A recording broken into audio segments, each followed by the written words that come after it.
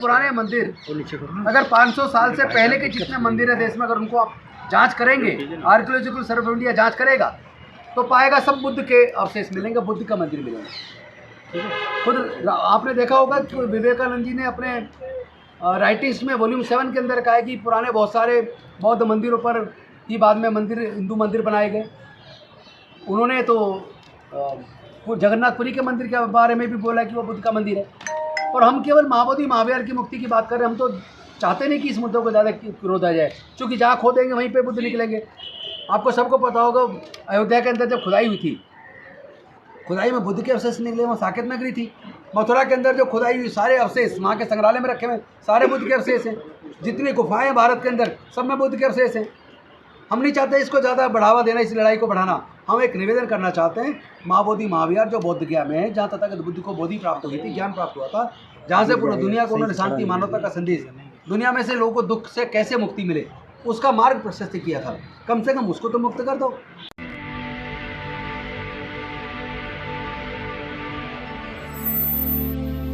आंदोलन चल रहा है महाबोधि मंदिर में, इस बात को लेकर आंदोलन चल रहा है कि पिछले 130 सालों से लगातार बीटी एक्ट वहाँ पे है, 1949 का जो एक्ट है वो 1949 से, और उसमें से अब कहा यह जा रहा है कि हिंदुओं को और ब्राह्मणों को उसमें से हटाया जाए। इस बात को लेकर पिछले कई महीनों से आंदोलन चल रहा है। प्रधानमंत्री मोदी बाहर जाते हैं तो ये कहते हैं कि मैं बुद्ध की धरती से आया हूँ, लेकिन इस आंदोलन पे बिल्कुल चुप है। हमारे साथ है राजेंद्र पाल गौतम जी। सर पहले आपका स्वागत है नेशनल में। सर क्या कहना चाहेंगे, जिस प्रकार से प्रधानमंत्री मोदी तो बाहर जाकर कहते हैं कि बुद्ध की धरती से आए हूँ, लेकिन बुद्ध की धरती पे लगातार 2 महीने से आंदोलन हो रहा है और मोदी जी चुप्पी साधे हुए हैं। देखिए, आपने देखा होगा परसों मोदी जी आरएसएस मुख्यालय गए नागपुर, और वहीं पे वो दीक्षा भूमि भी गए और तथागत बुद्ध को नमन किया।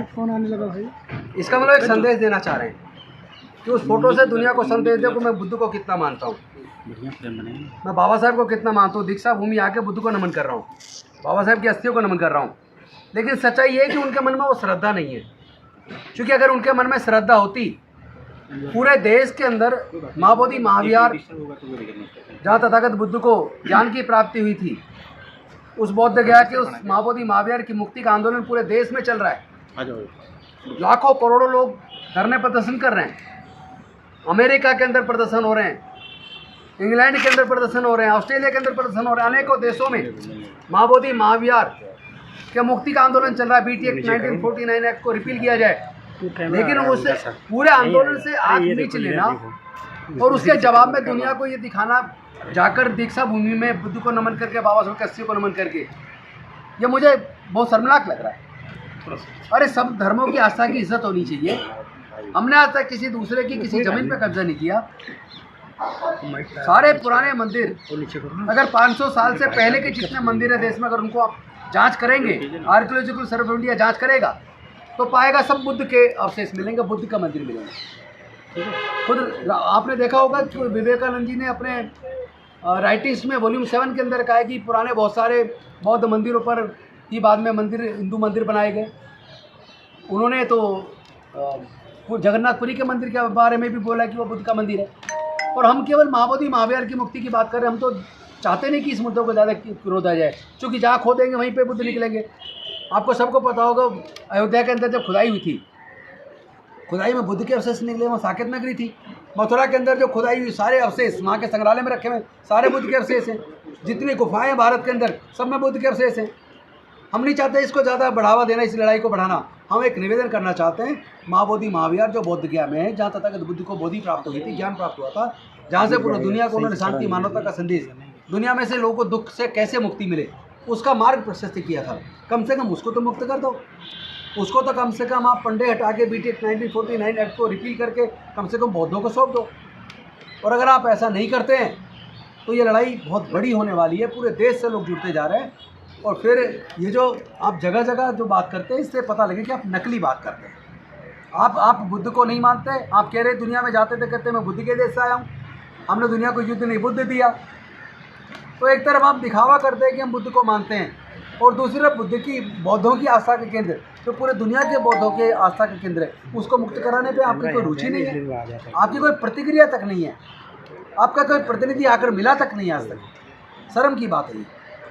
पिछले 100 सालों से ये आंदोलन है, जो समय समय पर देश में उग्रता आती है, और अब तो ये कहा जा रहा है कि वहाँ हिंदू मंदिर भी है वहाँ पे, तो ऐसे में कैसे मुक्त हो? मैंने इस बारे में बात की थी और मुझे पता लगा उसी के बिल्कुल सामने 2 मंदिर बनाए गए जो पीछे अभी 15 साल के अंदर बने, और जो महाबोधि महाविहार के एकदम बगल में लेफ्ट साइड में जो छोटा सा मंदिर है जिसके अंदर 7 मूर्तियाँ एक जगह लगी हुई हैं, उसमें तथागत बुद्ध और उनके जो पंचवर्गीय भिक्षु थे, जब बुद्ध को बोधि प्राप्त हुई तो सारनाथ में जाके जिन पंचवर्गीय भिक्षुओं को तथागत बुद्ध ने पहला संदेश दिया था, 4 आर्य सत्य के बारे में बताया था, उसी को उन्होंने पांडव का बोलना शुरू कर दिया। उसमें पीले से कपड़े उड़ा के हमने वो कपड़े हमें हटा के दिखाए गए कि वो तो सारी तथागत बुद्ध की और उनके जो शिष्य थे पंचवर्गीय भिक्षु उनकी तस्वीर है, उनका स्टेचूज है।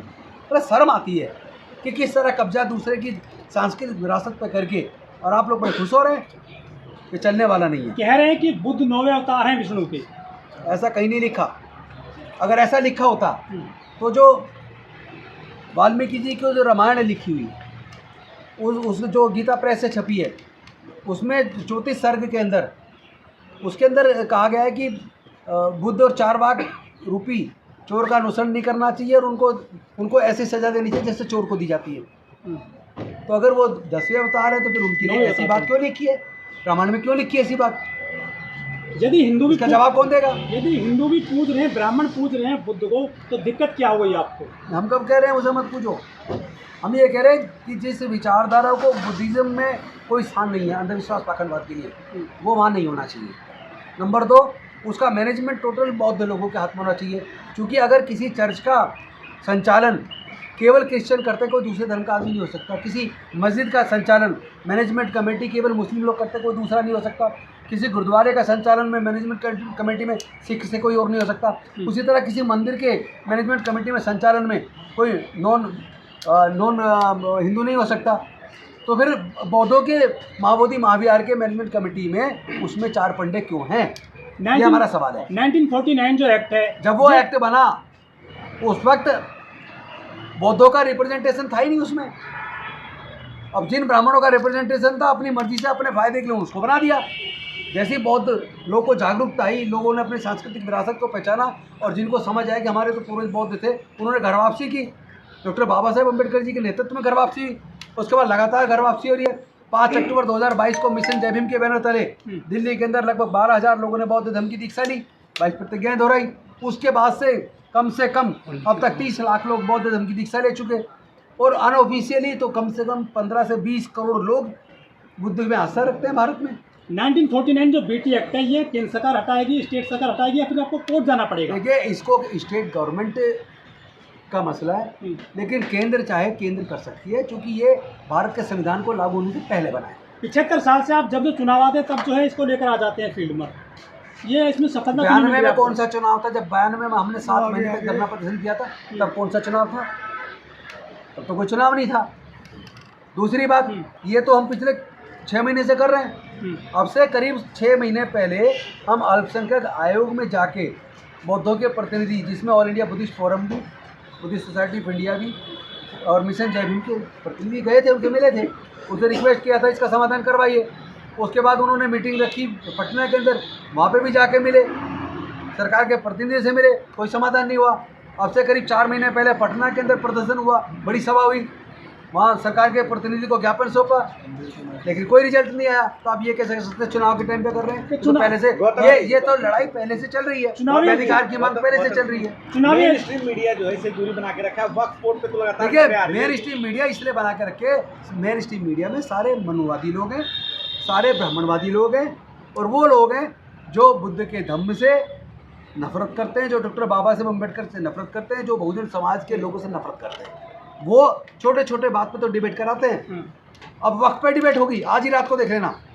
लेकिन महाबोधि महाविहार का मुक्ति का आंदोलन इतने लंबे समय से पूरी दुनिया में चल रहा है, उस पर आज तक कोई डिबेट नहीं है।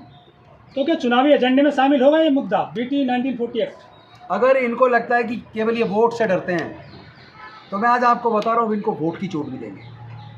पर साहब, तेजस्वी यादव का कोई इस पर ज़्यादा रुख नज़र नहीं आ रहा क्या? देखिए, कोई भी हो जो हमारी जायज़ मांग के साथ नहीं है, उसको जवाब दिया जाए। क्या लगता है इस बार आंदोलन फलीभूत हो पाएगा, क्योंकि पिछले 130 सालों हम भी से जानते हैं ये आंदोलन- लंबा चलने वाला आंदोलन है, लेकिन जनता के सामने अच्छी अच्छी सरकारें दफन हो जाया करती हैं। हम इस आंदोलन को आने वाले समय में इतना बड़ा बना देंगे, इस बार ये बंद नहीं होगा। किसी लालच में जाके ये खत्म नहीं होगा कि किसी को कुछ बड़ा पद दे दिया और खत्म।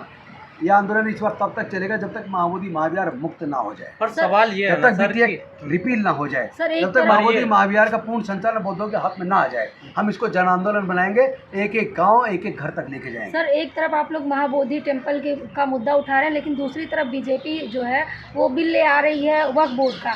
देखिए बीजेपी अब से पहले भी केंद्र में सत्ता में तकरीबन 7 साल रही, एक बार 5 साल, एक बार 13 महीने, एक बार 13 दिन, लेकिन उस वक्त नहीं लेके आई। आज ही क्यों? क्योंकि जब ये 240 पे सिमट गए तो इन्हें लगा कि हमारी जीत का तो एक ही फार्मूला, हिंदू मुसलमान नफरत, तो वो ये बिल ले आए। वरना पहले ये तो पढ़ लो कि वक्फ एक्ट है क्या, क्यों बना, उस पर संपत्तियाँ आई कहाँ से, उसके बाद इस पर बात कर लेना। तो ये ब्राह्मण विदेशी चंदे पर कब्जा करना चाहते हैं, बुद्ध विरासत को तहस नहस करना चाहते हैं बोध गया में। नहीं, इनका हमेशा से ही काम ये रहा है कि चंदे पे कब्जा करने का, हम्म। वरना बौद्ध जो पुराने बुद्ध के मंदिर हैं उन पर कब्जा ना हुआ होता, उन पर कब्जा ना होता। बुद्धिस्ट सोसाइटी ऑफ इंडिया है, बहुत सारे संगठन है बुद्धिस्ट के नाम पर, क्या वो आपके साथ में आ रहे हैं देश देश के? अब पूरे देश और दुनिया के लोग जुड़ रहे हैं, सारे संगठन सारे धीरे धीरे एकजुट हो गए। बीजेपी का भी एक संगठन है भारतीय बौद्ध महासंघ, वो आपके साथ है क्या? नहीं, वो तो बनाया इसलिए है ताकि बुद्ध के नाम पर नकली लोगों को चीवर पहना के सामने करके वो कह सके कि नहीं बौद्ध लोग नहीं चाहते ऐसा। वो वीडियो चलाएंगे वो, औरंगजेब की कबर लेकिन ये फर्जी चलने नहीं देंगे। औरंगजेब की कबर खोद रहे हैं, लेकिन बौद्ध विरासत को क्यों लेकर के आगे नहीं आ रहे हैं वो लोग? ये मूर्ख लोग हैं। ये मरे हुए मुर्दे उखाड़ने की इनकी आदत है। इन्हें सिर्फ ये चाहिए कि इनकी राजनीति कैसे चले। अगर आपको लगता है कि हमारा काम बहुजन समाज के लिए महत्वपूर्ण है, तो आप हमें आर्थिक सहयोग के लिए सीन दिखाए गए QR कोड स्कैन और फोन पे और गूगल पे और UPI और बैंक अकाउंट में कर सकते हैं। फोन पे, गूगल पे 9250529129, UPI 9250529129@YBL। Bank account state bank of India AC 1042994628, IFSC code SBIN 00066563। आपका छोटा से छोटा सहयोग समाज और हमें और मजबूत करेगा, जिससे हमें बहुजन पत्रकारिता में और निष्पक्ष बनाने में मजबूत करेगा। जय भीम, जय भारत।